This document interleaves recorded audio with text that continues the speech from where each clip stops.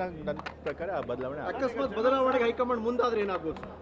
ಅಲ್ಲ ಈಗಲೇ ಯಾತಕ್ಕೆ ಹಾಗಾಗ್ಬೋದು ಹೀಗಾಗ್ಬೋದು ಅಂತ ಯಾಕಂದ್ರೆ ಒಂದು ಸಣ್ಣ ಬ್ರೇಕ್ಫಾಸ್ಟ್ ಮೀಟಿಂಗ್ ಆಯ್ತು, ತಮಗೆ ಗೊತ್ತಿರುವಂತದ್ದು ಬ್ರೇಕ್ಫಾಸ್ಟ್ ಮೀಟಿಂಗ್ ಸರ್. ಸಿಎಂ ಮತ್ತು ಡಿಸಿಎಂ ಅವರು ಬ್ರೇಕ್ಫಾಸ್ಟ್ ಮೀಟಿಂಗ್ ಎರಡೆರಡು ಬಾರಿ ಮಾಡಿದ್ರು, ಒಗ್ಗಟ್ಟಿದೆ ಅಂತ ತೋರಿಸಬೇಕಂತ ಅನಿವಾರ್ಯತೆ ಸೃಷ್ಟಿಯಾಗಿತ್ತು. ಹೌದು, ಎಲ್ಲ ಪಕ್ಷಗಳಲ್ಲೂ ಒಗ್ಗಟ್ಟು ಕೂಡ ಇದೆ. ಅದರೊಳಗೆ ಇದಿಲ್ವಲ್ಲ, ಒಗ್ಗಟ್ಟಿದೆ ಅನ್ನೋದಕ್ಕೆ ಏನು ಸುಳ್ಳಿಲ್ವಲ್ಲ, ಒಗ್ಗಟ್ಟಂತೂ ಇದೆ.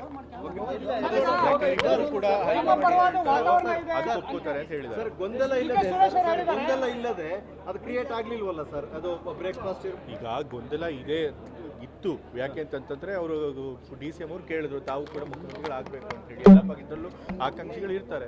ಸೊ ಆದ್ರೆ ಹೈಕಮಾಂಡ್ ಈ ಬಗ್ಗೆ ಅದ್ರ ಬಗ್ಗೆ ತೀರ್ಮಾನ ಮಾಡಲ್ಲ ಈಗಲೇ ಅಂತ ಹೇಳಿದ್ದಾರೆ. ಸೊ ಹತ್ರ 5 ವರ್ಷ ಸಿದ್ದರಾಮಯ್ಯ ಅವರು 2.5 ವರ್ಷಕ್ಕೆ ಆಯ್ಕೆ ಮಾಡಿದ್ದಾರೆ. ಆಯ್ಕೆ ಮಾಡ್ಬೇಕಾದ್ರೆ ಇಷ್ಟು ವರ್ಷ ಈ ಕಡೆ ಯಾರು ಮುಖ್ಯಮಂತ್ರಿಗಳಾಗಬೇಕು ಅನ್ನೋದು ಅಷ್ಟೇ ತೀರ್ಮಾನ ಮಾಡ್ತಾರೆ. ಇಷ್ಟು ವರ್ಷಗಳಿಗೆ ಮಾತ್ರ ಆಗ್ಬೇಕು ಅಂತ ಯಾರು ಕೂಡ ತೀರ್ಮಾನ ಮಾಡಲ್ಲ. ಮುಖ್ಯಮಂತ್ರಿ